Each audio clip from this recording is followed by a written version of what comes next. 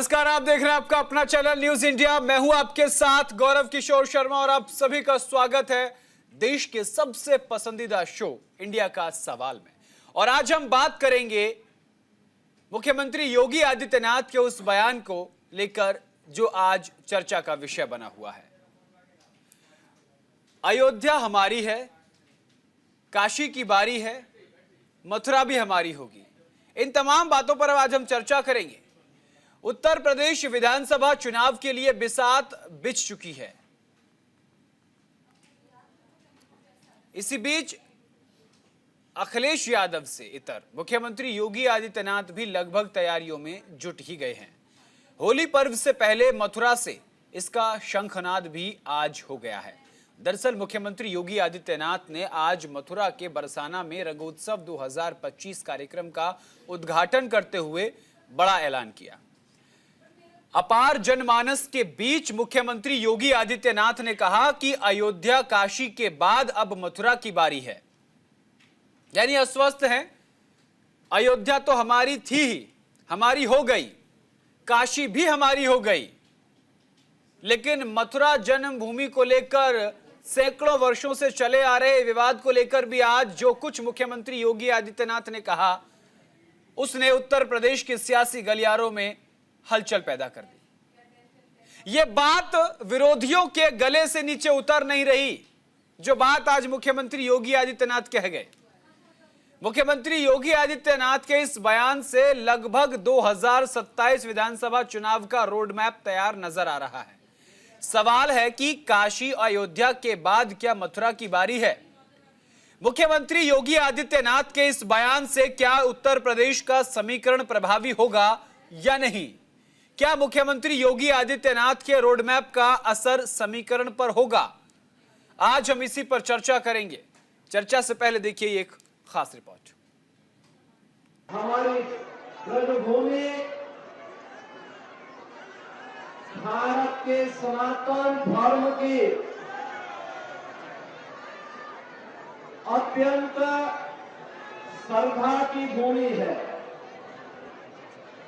और ये हमारा सौभाग्य है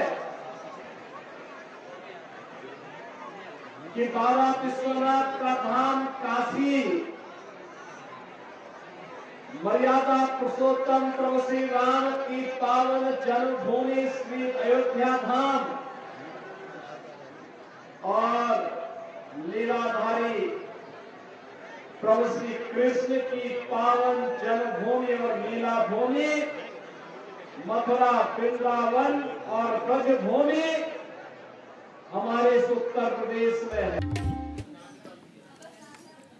मुख्यमंत्री योगी आदित्यनाथ ने आज जो कुछ कहा वो सनातन प्रेमियों के लिए एक अच्छी खबर रही, लेकिन सियासी गलियारों में इसको लेकर सोचा जा रहा है कि मुख्यमंत्री योगी आदित्यनाथ का बयान राजनीति से ओतप्रोत है। 2027 के विधानसभा चुनाव का समीकरण शुरू हो गया है। आज हम इसी मुद्दे पर चर्चा करेंगे। चर्चा में एक बड़ा गेस्ट पैनल हमारे साथ होगा, लेकिन फिलहाल हमारे साथ शकील उज जमा अंसारी कांग्रेस नेता हमारे साथ जुड़ गए हैं। सर, आपका बहुत बहुत स्वागत है। धर्मेंद्र सिंह जी, प्रवक्ता समाजवादी पार्टी, आपका बहुत बहुत स्वागत है। पहला सवाल मेरा धर्मेंद्र सिंह जी आपसे ही है। उत्तर प्रदेश में सनातनियों के लिए एक अच्छी खबर आई। पहले अयोध्या हमारी हो गई। काशी विश्वनाथ को लेकर जो आर्कियोलॉजिकल सर्वे ऑफ इंडिया की रिपोर्ट आई, उससे साफ हो गया कि गर्भगृह में क्या है। लेकिन जब बात अब मथुरा को लेकर आ रही है तो विपक्ष हमलावर है। सनातन प्रेमी तो आप भी हैं, ये तो अच्छी खबर होनी चाहिए। धर्मेंद्र जी। नहीं गौरव जी, हम सनातन प्रेमी भी हैं, देश प्रेमी भी जी, और राष्ट्र सर्वोच्च है जी। आप बताइए, देश के संवैधानिक महत्वपूर्ण कुर्सी पर बैठा व्यक्ति, जो मामला माननीय न्यायालय में सब जुडिस है, उस पर इस तरह का बयान देता है, आप उसको किस तरह लेते हैं? सवाल एक, देश के संविधान का जो मूल सिद्धांत है उसमें संविधान की सर्वोच्चता, संविधान का धर्मनिरपेक्ष चरित्र, संविधान का संघीय चरित्र, लोकतांत्रिक सरकार, व्यक्तिगत स्वतंत्रता, सत्ता का पृथककरण, एकता और समरूपता, ये मूल सिद्धांत है, मूल जो चरित्र, मूल आधार जो ठीक है। हुआ है। और संविधान किसी भी सरकार को, किसी भी संवैधानिक व्यक्ति को, किसी सरकारी व्यक्ति को यह इजाजत नहीं देता जो धार्मिक आधार पर कोई ऐसी बात बोले जो किसी अन्य को ठीक है। धार्मिक आधार। अयोध्या का राम मंदिर सुप्रीम कोर्ट के आदेश पर ही बना है ना? नहीं, यही मैं कह रहा हूँ प्रभु, वही मैं कह रहा हूं ना। तो जो भी अयोध्या होगा, के अंदर जो भी होगा वो संविधान के दायरे में ही होगा ना। इस देश मेरी में बात सुप्रीम कोर्ट से बड़ा कुछ नहीं है ना जी। प्रभु श्री राम का मंदिर अयोध्या में माननीय सुप्रीम कोर्ट के आदेश है। जी। सारे तथ्यों के बाद उसमें उसकी क्रेडिट लेने की जरूरत थी, लेकिन जो अन्य मामले हैं, अगर संवैधानिक कमेटी एक पद के महान के रूप में पीठाधीश्वर के रूप में बयान में और स्वतंत्र है बात करते हैं, लेकिन एक सूबे के मंत्री के रूप में संविधान का वायलेशन करते हैं, संविधान विरुद्ध बातें कर रहे हैं, तो नीति और नियम यही कहता है उत्तर प्रदेश के मुख्यमंत्री पद पर बने रहने का कोई हक नहीं। जी, मैं आपके पास आऊंगा शकील जमा अंसारी जी। आपने देखा कि अयोध्या में जो हुआ वो सब कुछ संविधान के दायरे में हुआ, सुप्रीम कोर्ट के आदेश पर राम मंदिर बना। काशी विश्वनाथ को लेकर जो भी कुछ हुआ वो कोर्ट के आदेश पर ही हुआ। आर्कियोलॉजिकल सर्वे ऑफ इंडिया की टीम ने जो तथ्य पेश किए वो पूरी जांच के बाद किए। अगर मथुरा में भी ऐसा ही होता है तो दिक्कत क्या है, परेशानी क्या है? अगर योगी आदित्यनाथ उत्तर प्रदेश के मुख्यमंत्री अगर ये बात कह रहे हैं कि भाई भविष्य में ऐसा होगा, हर राजनेता अपना एक बयान देते हैं, अगर उन्होंने भी कहा है तो इसको राजनीतिक रूप क्यों दिया जा रहा है? नहीं, राजनीति रूप दूसरे लोग नहीं दे रहे हैं, वो राजनीति तो वो खुद स्वयं कर रहे हैं। ये बयान दे के ही राजनीति कर रहे हैं। आप जिस तरह से धार्मिक बातों का उल्लेख करके आप वोटर को मोबिलाइज करने की कोशिश करते हैं, ये आपकी पुरानी फितरत है। बाकी जहां तक संविधान का ताल्लुक है, संविधान से हट के इस मुल्क में कुछ भी नहीं हो सकता जी। लेकिन उत्तर प्रदेश की सरकारें कई कार्य ऐसा कर रही हैं जो संविधान के विपरीत हैं और कई बार सुप्रीम कोर्ट को भी इसमें इंटरफेयर करना पड़ता है, बोलना पड़ता है कि ये कार्य आपका संविधान अनुकूल नहीं होता है। और जहां तक ये आगे क्या है, उन्होंने कहा है कि वो जिस तरह से रामनगरी बनी है या बनारस को डेवलप, वाराणसी को किया गया है, उसी तरह मैं डेवलप करूंगा। उसमें अभी सीधी सीधी ये कोई बात उनकी समझ नहीं आती कि वो उन्होंने क्या वो मथुरा में जो मामला कोर्ट में चल रहा है उसके मुतालिक कहा है कि आमतौर पर डेवलपमेंट से ओरिएंटेड बात कही है। सवाल है कि जब कोर्ट में जब मामला चल रहा है और उसकी छेड़छाड़ करना वो संविधान को छेड़छाड़ करने के अनुरूप होता है। ठीक है, इसका जवाब में हमारे साथ कृष्ण मोहन पांडे बीजेपी प्रवक्ता जुड़ गए हैं। कृष्ण मोहन पांडे जी, न्यूज इंडिया पर आपका बहुत बहुत स्वागत है। हमारे साथ कांग्रेस नेता शकील जमा अंसारी जी हैं। वो ये कह रहे हैं कि योगी आदित्यनाथ ने जो मामला कोर्ट में विचाराधीन है उससे इतर जाके उन्होंने बयान दिया है, वोटर्स को मोबिलाइज करने के लिए बयान दिया है। यानी सनातन के पक्ष में बोले तो सियासत और जो सनातन के खिलाफ आवाज उठाते हैं उन पर कार्रवाई करें तो सियासत। देखिए, एक बात स्पष्ट कर दूं कि आदरणीय मुख्यमंत्री जी ने जो भी बातें कही हैं वो बिल्कुल सही कही है और मुझे लगता है कि ये हर मुख्यमंत्री को कहनी चाहिए कि किसी भी एक सेंट्रलाइज्ड डेवलपमेंट कहीं भी किसी राज्य के लिए ठीक नहीं है जी। कि लखनऊ में यदि मुख्यमंत्री रहते हैं तो सिर्फ लखनऊ के इर्द गिर्द विकास हो, नहीं साहब, अयोध्या में भी विकास होना चाहिए, काशी में भी विकास होना चाहिए, मथुरा में विकास होना चाहिए, कासगंज में विकास होना चाहिए। तो मुख्यमंत्री जी ने कौन सी बुरी बात कह दी इसमें? उन्होंने कहा साहब जिस तरह से हमने अयोध्या का विकास करा है जिसमें एक बहुत बड़ा टूरिज्म आ रहा है, टूरिज्म से एक बड़ी इकोनॉमिक बूम कर रही है, फ्लोटिंग पॉपुलेशन आ रहा है, फ्लोटिंग इकोनॉमी चल रही है, उसी तरह से काशी का हमने विकास कराया तो काशी में एक बड़ी संख्या आ रही है। प्रयागराज को आपने देखा नहीं कृष्ण मोहन जी मैं आपको पहले एक बार फिर से टॉपिक पे ले आता हूं। टॉपिक ये है आज के डिबेट का कि मुख्यमंत्री योगी आदित्यनाथ जी ने जो बयान दिया है वो राजनीति से ओतप्रोत है, विकास की झलक उसमें नहीं नजर आ रही है, वोटर्स को मोबिलाइज करने के लिए बयान दिया गया, ऐसा आरोप विपक्ष लगा रहा है। देखिए, विपक्ष का आरोप लगाना ये उनका काम है, परंतु उनके विपक्ष के आरोप लगा देने से क्या विकास कार्य रुक जाएंगे? विपक्ष के आरोप लगा देने से जनता की जो मूलभूत सुविधाएं हैं, जनता के जो मूलभूत संवैधानिक अधिकार है, वो रुक जाएंगे क्या? बिल्कुल नहीं। ये वैकासिक दृष्टि से दिया गया बयान है और उत्तर प्रदेश का विकास जिस व्यवस्था के अनुरूप हो रहा है, पूज्य योगी आदित्यनाथ जी, उत्तर प्रदेश के मुख्यमंत्री जिस तरह से कार्य कर रहे हैं, वो सारे के सारे विकासात्मक कार्य होते रहेंगे। वो अयोध्या में हो, वो काशी में हो, मथुरा में हो, लखनऊ में हो, आगरा में हो, या प्रदेश के कोने कोने तक ये विकास होता रहेगा। और ऐसे बयान कि हमने काशी का विकास किया, अब मथुरा का करेंगे, कल मऊ का करेंगे, और तो बने पे हर मुख्यमंत्री का अधिकार है कहना चाहिए सिर्फ लखनऊ का विकास नहीं होगा, मऊ का ही विकास होगा, गाजीपुर का भी विकास होगा। इसमें आपको धार्मिकता दिखती है, इसमें आपको पोलराइजेशन दिखता है, इसमें आपको वोट बैंक दिखता है, इसमें आपको राजनीति दिखती है। तो मुझे लगता है कि आप देखते रहिए, जिसके लिए हम बोल रहे हैं, जिसके लिए कर रहे हैं, इस उत्तर प्रदेश की 25 करोड़ जनता जो लंबे कालखंड से कार्य से और विकास से कोसा दूर थी, अब वो देख रही है कि ऐसा मुख्यमंत्री आया है जो कहता है वो करता है। ठीक है, ठीक है, ठीक है। मैं वापस शकील साहब आपके पास आऊंगा। आपने जवाब सुन लिया होगा। विकास की जो भी बात करता है, आप उस चीज को वोट बैंक के नजरिए से देखते हैं। क्या अयोध्या में विकास नहीं हुआ? अभी प्रयागराज महाकुंभ में विश्व का सबसे बड़ा आयोजन हुआ, इकोनॉमी को एक ग्रोथ इंजन मिला, एक नाविक करोड़पति हो गया, कितने लोगों का वहां से रोजगार चला, और पूरे विश्व में आज जय जयकार हो रही है पूरे भारतवर्ष की। उस भारतवर्ष की जिसमें गौरव किशोर शर्मा भी रहता है, शकील साहब भी रहते हैं, और अन्य 2 धर्म के लोग भी रहते हैं। उस भारत की जय जयकार आज पूरे विश्व में हो रही है। अगर इसी विकास की तर्ज पे मथुरा में ये बयान दिया गया है, तो इसमें वोटों का पोलराइजेशन कहां दिख रहा है शकील साहब आपको? देखिए, आप जितनी बातें कह रहे हैं वो आपकी बातें हैं, मैंने वो नहीं कही थी जो आप मेरे मुंह में डालना चाहते हैं जी। मैं ये कहना चाहता हूं, विकास अलग सब्जेक्ट है और धार्मिक उन्माद अलग सब्जेक्ट है। अगर विकास के लिए कहीं भी विकास का कार्य किया जाए तो उल्लेखनीय है।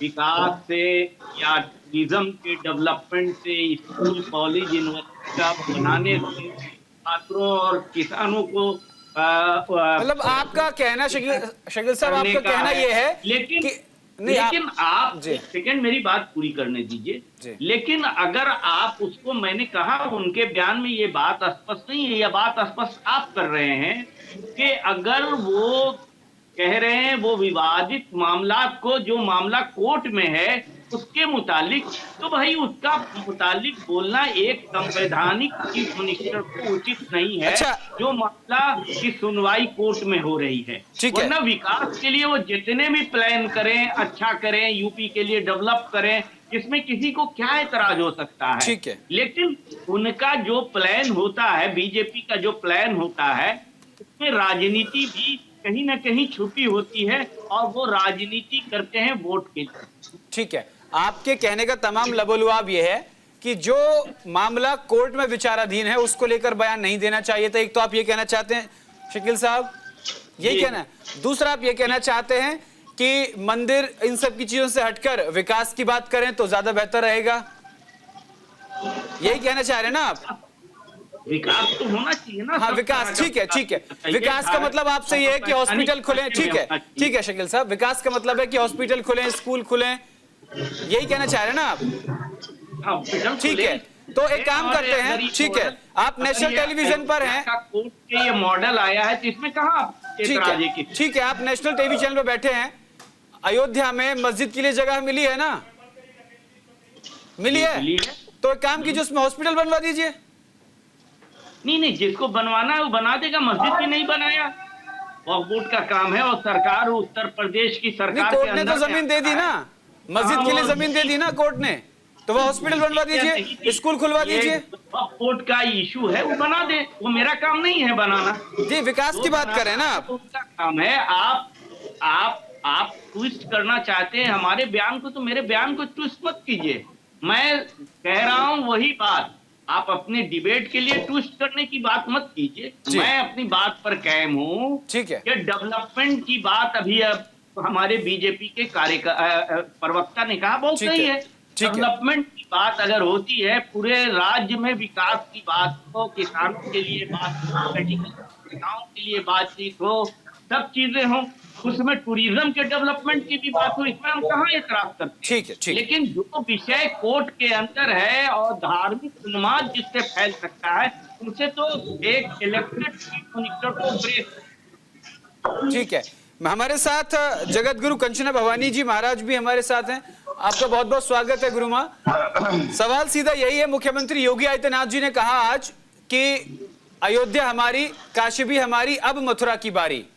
इसमें विपक्ष को राजनीति, सियासत, वोट बैंक, पोलराइजेशन, तमाम चीजें दिख रही हैं। आप किस तरीके से देखते हैं सनातनी होने के नाते? को बहुत बहुत साधुवाद देना चाहती हूँ, साधुवाद देना चाहती हूँ। तो इतनी दिनों से हमारे को ये लोगों ने हथिया के रखा है। जब हमारी बारी आती है, याद आता है कि भाई संविधान से देश होता है, और जब इसकी बारी आती है तो संविधान को नहीं मानते, तब ये बोलते हैं अपना लॉ है, अपना कानून है। तो ये बहुत अच्छी बात है। मथुरा भी लेंगे, काशी भी लेंगे, और जो स्टेचू महल है उसी हमारा होगा। ये लोग सोचते रहे, जब तक आदित्यनाथ जी है हमारे शान है, आन है, बान है। और जितने आकांक्षाइयों ने हमारे धरोहर को तोड़कर इनको जित बनाया, जित का निर्माण किया है, उसे कतई बर्दाश्त नहीं करेंगे। अब इन्हें चाहे जो भी हो, तो हमारी चीज है, वो निश्चित ही कानूनी तौर पर चाहिए। और यहाँ देखिए, बड़ी वो की बात है, बड़े पारी होती है जब हम मंदिर की बात करते हैं, इन्हें हॉस्पिटल की लगती है, स्कूल की याद आने, इनके अब ये पैदा करते हैं, इनके टेस्ट होते हैं, क्या संविधान से जरा पूछिए, जी नहीं ठीक है, मानते। ये बड़ी तेजी से परिवर्तन कराने कहा, ठीक है, तभी इनका जाता है। ठीक है धर्मेंद्र सिंह जी, ठीक है,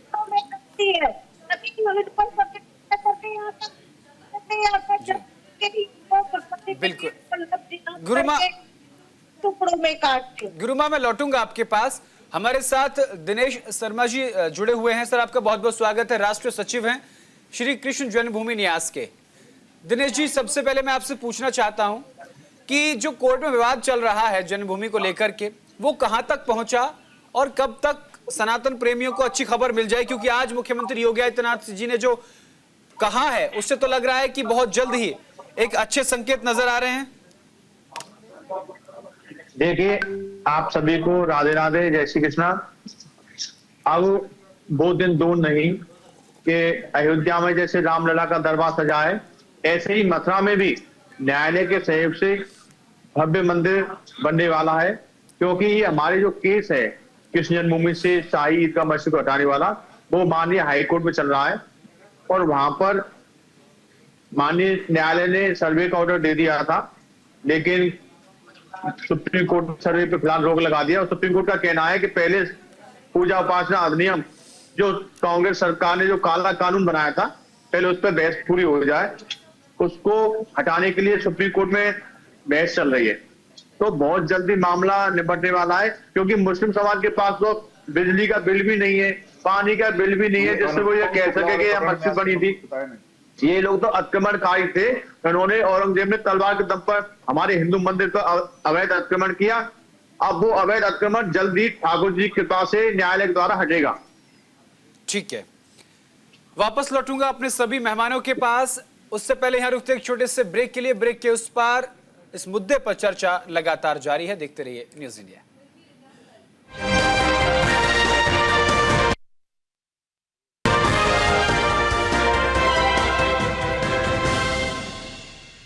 और ब्रेक के बाद आप सभी का स्वागत है। और आज हम चर्चा कर रहे हैं एक ऐसे मुद्दे को लेकर जो आज उत्तर प्रदेश के मुख्यमंत्री योगी आदित्यनाथ ने बरसाने की होली के दौरान संकेत दे दिया कि अयोध्या हमारी, काशी भी हमारी, और अब मथुरा की बारी। यानी कि अब सियासी गलियारों में यह चर्चा शुरू हो गई है कि 2027 विधानसभा का चुनाव उत्तर प्रदेश में अयोध्या काशी की तरह मथुरा के मुद्दे पर लड़ा जाएगा। इसी पर हमारे साथ चर्चा में बड़ा गेस्ट पैनल मौजूद है। हमारे साथ दिनेश शर्मा जी लगातार बने हुए हैं, जगत गुरु मां कंचना भवानी जी भी जुड़ी हुई है हमारे साथ, और समाजवादी पार्टी प्रवक्ता धर्मेंद्र सिंह जी भी हैं। लेकिन मैं सबसे पहले दिनेश जी आपके पास आऊंगा। मुख्यमंत्री योगी आदित्यनाथ जी ने जो बयान आज दिया है, उससे तो संकेत साफ है कि आप बहुत जल्द ही जीत के नजदीक हैं। देखिए, माननीय मुख्यमंत्री जी को पता है कि मुस्लिम समाज के पास कोई भी प्राचीन साक्ष्य नहीं है। ये लोग तो केवल अतिक्रमण के आधार पर, अवैध कब्जे के आधार पर वहां अपना विवादित ढांचा बनाए हुए हैं जी। न्यायालय को भी मालूम है, क्योंकि हमने जितने भी प्राचीन साक्ष्य थे, खसरा खतौनी नकल में हिंदू मंदिर का नाम, पुरानी खेवट में हिंदू मंदिर का नाम, रेलवे का मुआवजा मिला वो हिंदू मंदिर को मिला, नगर निगम की असेसमेंट में हिंदू मंदिर का नाम है। तो इनके पास कोई बिजली का बिल भी नहीं है, एक कागज का टुकड़ा नहीं है, क्या दिखाएंगे न्यायालय में? बिल्कुल। ये तो केवल ठीक है। कांग्रेस सरकार के ने जो काला कानून बनाया था, पूजा उपासना अधिनियम, उसके सारे अटके हुए हैं।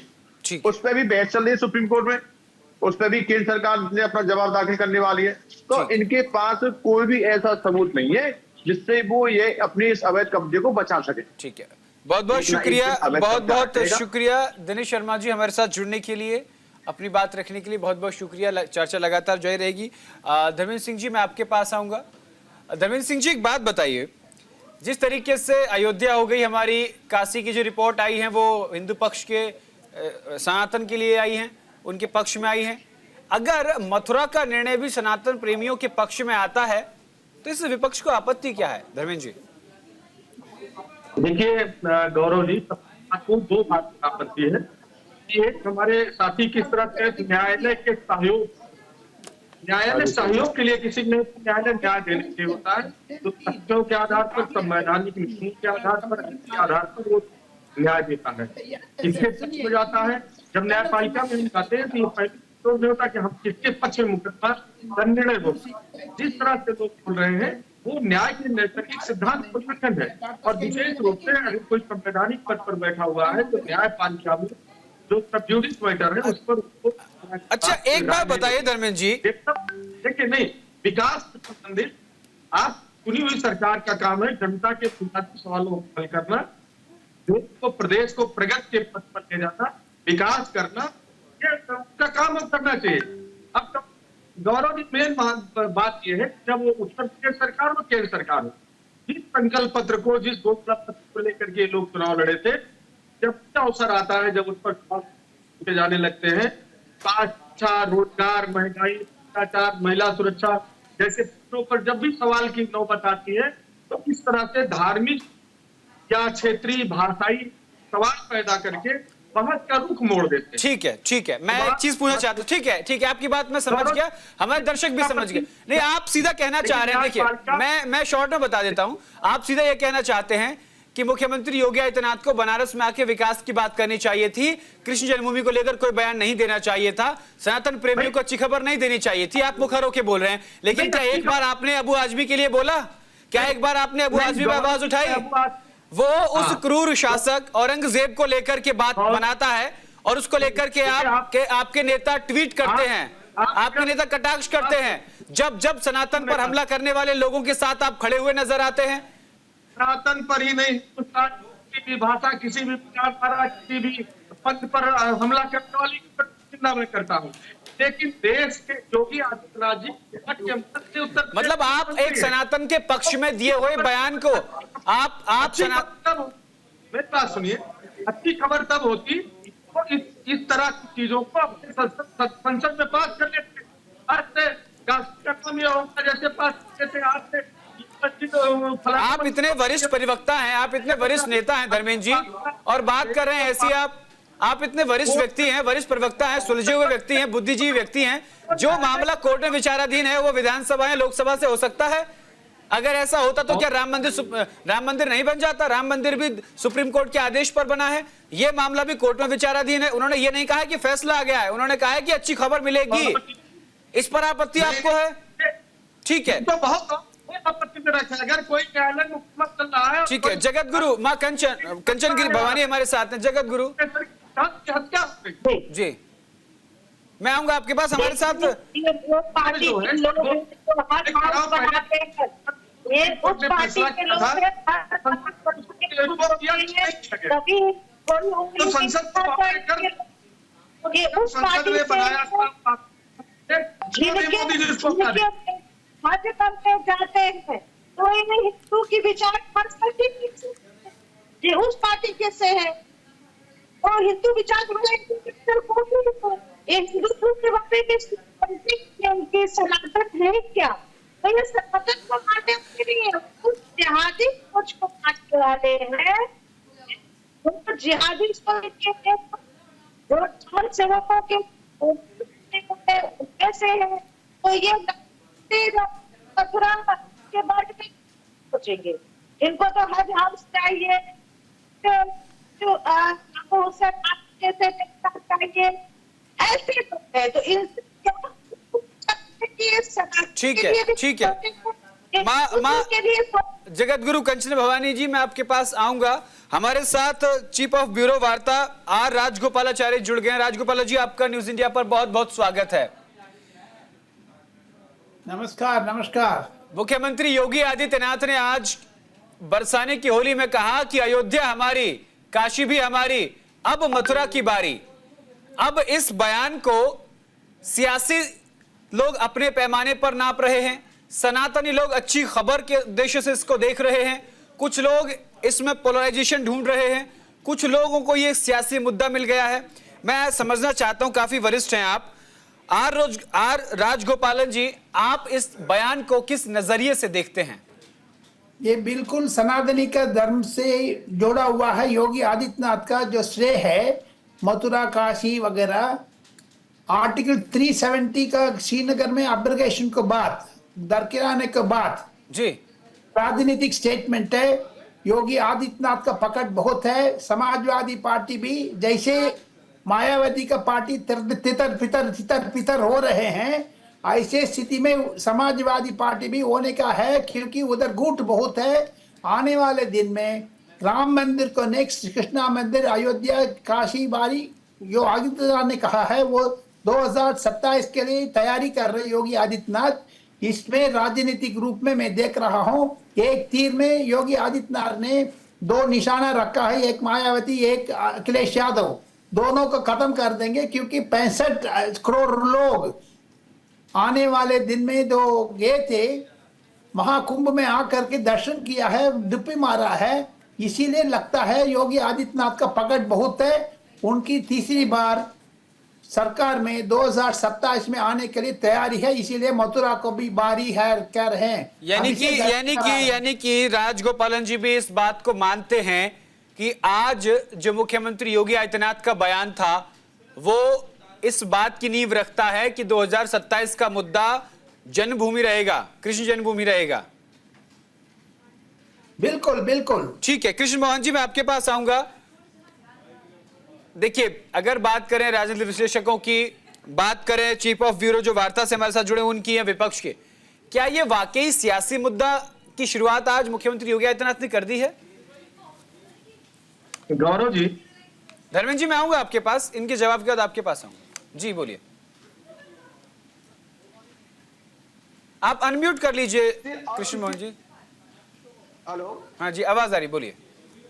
जी, मैं कह रहा हूं किसी भी राष्ट्र या राज्य का विकास सिर्फ कंकड़ पत्थर खड़ा कर देगा और रास्ते बना देना विकास नहीं होता है। विकास का पैमाना होता है सामाजिक विकास, आर्थिक विकास, सांस्कृतिक विकास, और इसके साथ साथ आप रोडमैप जो भी तैयार किए उन सारे विकास को जब जोड़ते हैं तो विकास कहलाता है।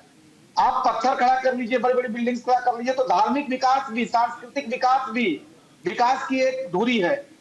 और ये भारतीय परिप्रेक्ष्य में यदि आप सांस्कृतिक विकास को देखेंगे तो ये पर्यटन का एक बहुत बड़ा माध्यम है और पर्यटन रोजगार का बहुत बड़ा माध्यम है। मुझे लगता है कि हम सारे लोग इस बात को समझ रहे होंगे, परंतु अब अपने राजनीतिक दल की बात करनी है तो निश्चित तौर पर करेंगे। तो कुछ योगी आदित्यनाथ जी इसी की बात कही है कि जिस तरह से एक बड़ा वर्ग विकासी अयोध्या पहुंच रहा है, जिससे कि इकोनॉमिक एक्टिविटी हो रही है, मथुरा पहुंच रहा है और काशी पहुंच रहा है, इकोनॉमिक एक्टिविटी हो रही है, उसी तरह से अब विकास मथुरा में भी होगा। और इस विकास को चारों तरफ लेके जाएंगे, प्रदेश के कोने कोने तक लेके जाएंगे। अब हमारे एक साथी ने कहा कि भारतीय जनता पार्टी और कुछ योगी आदित्यनाथ जी ने ये विकास का जो एक सिक्का छोड़ा है, विकास के पीछे उनका मंशा होती है राजनीति की, तो साहब हाँ करते हैं। विकास करने के बाद से राजनीति हम नहीं करेंगे तो कौन करा? वो गांव में बैठा घास काटने वाला लोग करेगा। अरे जब जहां पे राजनीति हो रही है तो निश्चित राजनीति करेंगे, परंतु विकास करने के बाद। दूसरे भाई साथी ने कहा ठीक है धर्मेंद्र जी, कि हम न्यायालय की बात को नहीं मानते। गौरव जी 2 मिनट 10 सेकंड दीजिएगा। भारतीय जनता पार्टी न्यायालय को मानती है, अन्यथा कब का राम मंदिर बन गया होता। हमने सुप्रीम कोर्ट के आदेश का इंतजार किया, हमने ज्ञानवापी का हमें इंतजार कर, ज्ञान पूरे काशी का विकास किया, परंतु ज्ञानवापी मतलब जो न्यायालय में मांगे अभी विचाराधीन हमने उसे कुछ हुआ नहीं। तो हम न्यायालय का सम्मान करते हैं, परंतु न्यायालय की आड़ में विकास को नहीं रोका जा सकता है। उस परिदृश्य को छोड़ के, उस एक जो निश्चित स्थान है उसको छोड़ करके विकास गली गली होगा, और इसके लिए हम प्रतिबद्ध हैं। पूज्य योगी आदित्यनाथ जी और देश के सचिव प्रधानमंत्री जी प्रतिबद्ध हैं। हमारे मित्र ने कहा कि संविधान को नहीं मानते हैं। साहब इस देश को, संविधान को हृदय से लगाकर और सर्वाधिक संवैधानिक लोगों का सम्मान करने का किसी ने काम किया है तो देश के सचिव प्रधानमंत्री जी ने किया है, और संविधान के बात करना चाहता हूं अपमान किसी ने किया है। एक मिनट ठीक है कृष्ण गोपाल जी, आपने पूरा समय, अच्छी बात यह है आपकी बीजेपी प्रवक्ता कृष्ण मोहन पांडे जी कि आपने सभी सवालों को नोट किया और सभी के जवाब दिए। ये एक अच्छे प्रवक्ता की बहुत अच्छी निशानी है। बहुत बहुत धन्यवाद जी। राजगोपाल जी आप क्या कहना चाहते हैं, बताइए। मैं ये कहना चाहता हूँ, जो ये पिछले हफ्ते कुंभ मेला में कम से कम 3,000 करोड़ रुपया खर्चा किया, लाखों करोड़ कमाया है। ये योगी आदित्यनाथ का विकास का मॉडल है। 6,000 crore 6,000 crore 6,000 crore not only that, जो खर्चा क्या है? 6,000 करोड़ का खर्चा हुआ है। 30 देखिए नाव चलाने वाले 30 करोड़ रुपया कमाया है, नाव चला के 45 दिन में। ये तो बहुत इंपॉर्टेंट है, ये अखिलेश यादव नहीं कर सकता है। ये अखिलेश यादव का लंदन करके विदेश जा रहे, राहुल गांधी की तरह। परसों भी लंदन गया था अखिलेश यादव। ठीक है राजगोपाल जी। जी धर्मेंद्र जी अपनी बात रखिए। उत्तर प्रदेश भूल जाएंगे। ठीक है धर्मेंद्र जी अपनी बात रखिए। उधर समाजवादी पार्टी खत्म हो चुका है उत्तर प्रदेश में, क्योंकि 20 से बार हफ्ते में मुझे लगता है आने वाले दिन में दोनों को स्क्रीन पर लाइए। योगी आदित्यनाथ को चलेगा, अखिलेश यादव का राजनीति खत्म हो जाएगा मायावती के बराबर। जी धर्मेंद्र जी बोलिए। हो गया, चलिए कम से कम आप राजनीति खत्म करने लायक आप समीक्षा कर रहे, बहुत धन्यवाद। आपको जब समीक्षा करती तो कम से कम संविधान सम्मत क्या नहीं इस पर देनी। दूसरी बात जो 30 वाला उस पर क्या करनी, वो उसके ऊपर कितने मर्डर का है, वो एक ठेकेदार को आप जब कहूंगा आप किसी चीफ है तो आप चेक करवा तो जरा चेक करवाइएगा, हमने लाइए। दूसरी बात हमारे लिए और सनातनियों के लिए श्रद्धा का विषय है। जितना में हम लोग जाते हैं मर जाते, केवल एक मुगल शासक लोग योगी आदित्यनाथ 2 बार को से जोड़ने का कितनी इकोनॉमिक फायदा हुआ, 2 बार का आपका योगी आदित्यनाथ जी जो उसकी दिव्यता को हटा करके कितना खर्च किया, कितना प्रॉफिट किया उस पर गए। दूसरी बात बड़ी विनम्रता से गौरव जी भारतीय जनता पार्टी के पांडे जी कम से कम विकास कुछ जवाब दे रहे थे, अलग बात समझ लिया। इनसे वादा किया था किसानों को, आज 4-5 पॉइंट्स में पूछ लेता हूँ। कहा था किसानों, गन्ना किसानों को 14 दिन की नहीं, उनको ब्याज सही, आलू टमाटर जैसी फसलों फूल देने की बात की थी। मैं उत्तर प्रदेश बहुत बढ़िया हो गया है, आलू टमाटर का तो दाम बढ़िया है। टमाटर किलो 20 रुपए, ऐसी बात नहीं है। अखिलेश यादव को राम मंदिर के ऊपर बोलना चाहिए। टमाटर कैसे आ गया? टमाटर लंदन क्यों बार जा रहा है अखिलेश यादव? धर्मेंद्र जी आप मुद्दे से तो भटक रहे हैं, आप डिबेट को ले जा रहे हैं। सीधा मुद्दा यह है कि जब बात सनातन से जुड़ी होती है तो समाजवादी पार्टी, उसके नेताओं का रुख ऐसा क्यों होता है कि विपक्ष को कोई ना कोई मौका मिल जाता है। जैसे मैं विपक्ष को कोट करके बोल रहा हूं आपके सामने, जो पार्टी है, जब बात औरंगजेब को लेकर उठी तो आपकी पार्टी के महाराष्ट्र के नेता अबू आजमी जो है उनको महान व्यक्ति बताते हैं। जब बात अयोध्या को लेकर उठती है तो आपके नेता अखिलेश यादव, माननीय अखिलेश यादव जी राम मंदिर नहीं जाते हैं। जब बात कुंभ को लेकर उठती है तो कुंभ पर सवाल खड़े किए जाते हैं। जब संभल का जिक्र आता है, सुन लीजिए, आपकी तारीफ ही कर रहे हैं। जब बात संभल की आती है तो संभल पे आप जो मृतक है उनको 5-5 लाख का मुआवजा देते हैं, और कुंभ में जो हादसा होता है उनके परिवारजनों से आप मिलने तक नहीं जाते हैं। तो आखिर ये दोहरा रवैया क्यों? आप क्या मान चुके हैं कि आपका जो वोट बैंक है वो लिमिटेड है?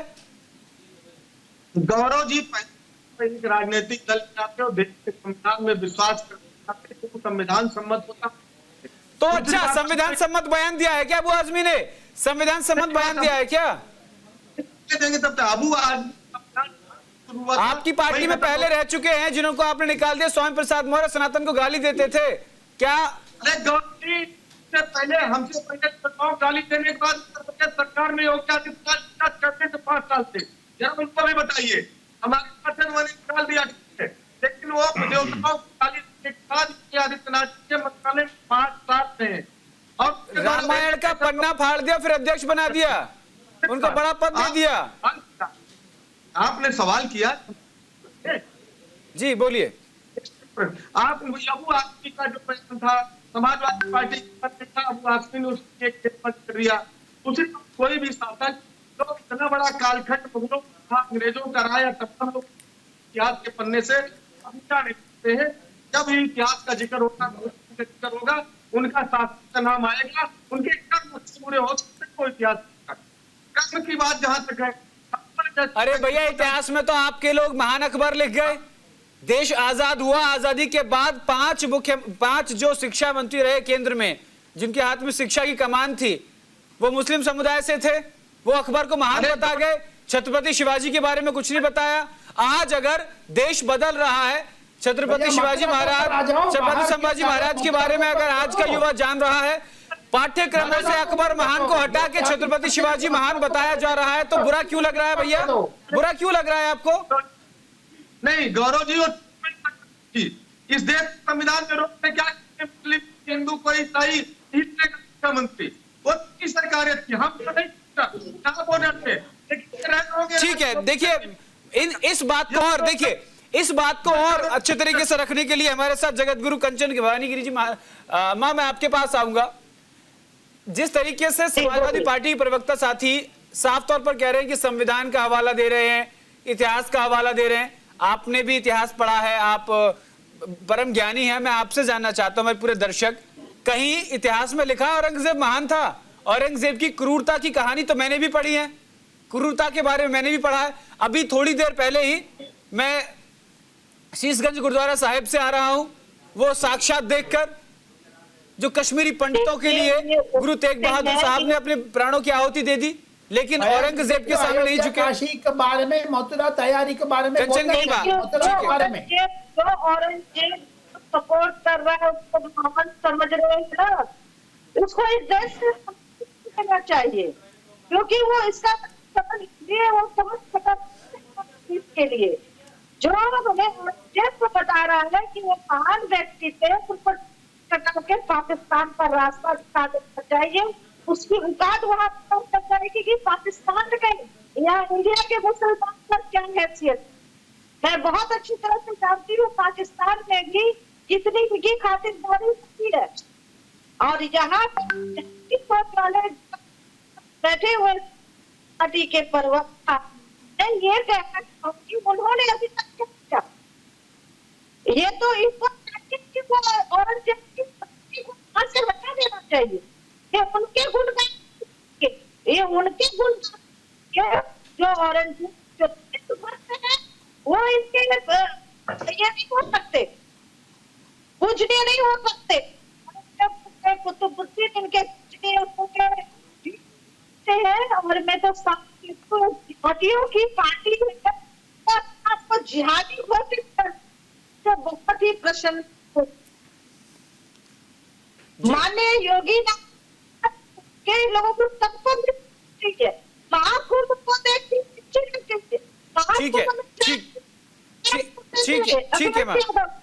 ठीक है कंचन भवानी माँ, ठीक है।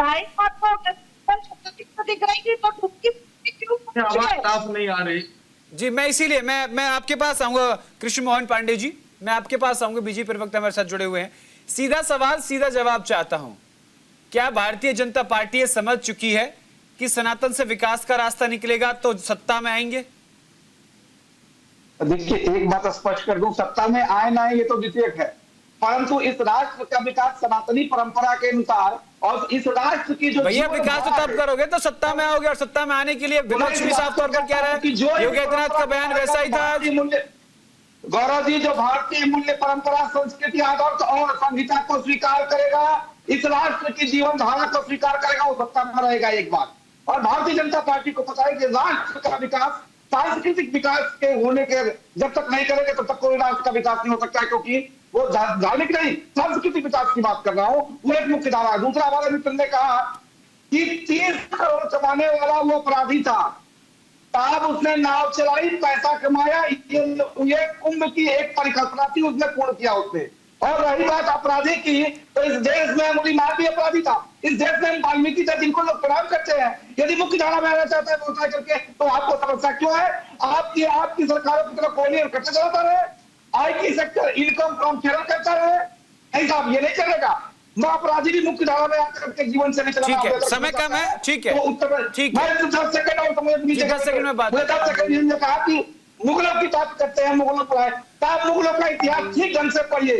200 वर्षों का मुगलों का इतिहास है और पूरा मीडियल हिस्ट्री खत्म हो जाती है।